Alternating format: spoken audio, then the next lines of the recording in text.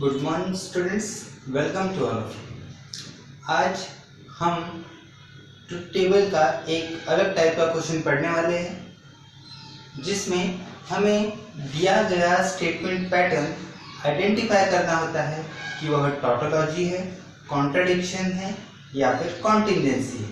देखते हैं कैसे। क्वेश्चन आता है, examine whether each of the following statement pattern is a tautology और कॉन्ट्रडिक्शन और कॉन्टिजेंसी। इसमें आपको एक कंपाउंड स्टेटमेंट पैटर्न आपको दिया होता है, जो कि यहाँ पर दिया हुआ है। उसे हम लिखते हैं और उसके बाद उसके लिए as usual truth table construct करते हैं। देखते हैं कैसे।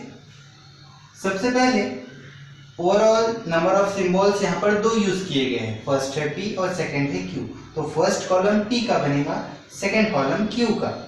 उसके बाद में फर्स्ट लॉजिकल कैरेक्टर यूज हुआ है एंड यानी कंजंक्शन, तो थर्ड कॉलम बनेगा P एंड Q। ये देखिए। उसके बाद में एक दूसरा ब्रैकेट जो कि है Q और P, तो एक कॉलम बनेगा Q और P का। और last column first bracket implies second bracket, first bracket implies second bracket, ये बनेगा हमारा fifth column.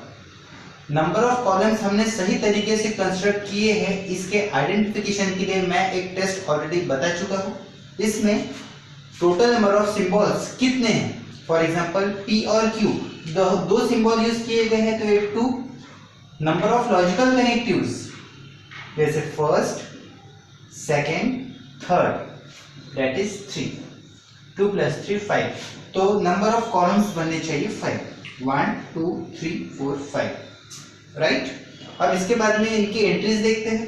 First column P के लिए TT FF, Q के लिए TF TF, P and Q के लिए एंड यानी कंजंक्शन के लिए रूल्स हमें पता है, दोनों ट्रू तो ट्रू। तो देखिए, दोनों ट्रू तो ट्रू, अदरवाइज सारे फॉल्स। फोर्थ कॉलम देखते हैं Q और P के लिए, और यानी डिसजंक्शन के लिए रूल है दोनों फॉल्स तो फॉल्स। तो देखिए Q और P ये दोनों कॉलम, दोनों में एंट्री फॉल्स कहाँ है, सबसे लास्ट वाली एंट्री, तो दोनों फॉल्स तो फॉल्स, अदरवाइज सारे ट्रू। अब हमारा थर्ड और फोर्थ कॉलम दोनों के बीच यूज किया गया है logical connective, that is imply, इसे हम कंडीशनल भी कहते हैं। तो यह third column imply, second column. Imply के लिए रूल होता है पहला ट्रू दूसरा फॉल्स तो फॉल्स। तो देखिए, पहला ट्रू दूसरा फॉल्स नहीं है, पहला ट्रू दूसरा फॉल्स नहीं है, पहला ट्रू दूसरा फॉल्स नहीं है, पहला ट्रू दूसरा फॉल्स नहीं है। यदि होता तो फॉल्स होता, तो अदरवाइज ट्रू। तो हमारी चारों एंट्रीज आएंगी ट्रू की। अब देखिए, यहाँ पर हम ये देखेंगे कि all the entries in column number 5, that is 1 2 3 4 5, all the entries in column number 5 are T। Column number 5 की सारी एंट्रीज कैसी है, T है। यदि किसी कॉलम की सारी एंट्रीज यदि T आती है, डेट इज ट्रू आती है, तो दिए गए स्टेटमेंट पैटर्न को हम टॉटोलॉजी कहते हैं। इसी तरीके से इन केस यदि किसी कंपाउंड स्टेटमेंट के लिए सारी एंट्रीज यदि F F F F that is false आती है, तो उसे हम कॉन्ट्रडिक्शन कहते हैं। यदि एंट्रीज में कुछ एंट्रीज T की है और कुछ फॉल्स की है, लेकिन दोनों हैं, तो ऐसे केस में उसे हम कॉन्टिजेंसी कहते हैं।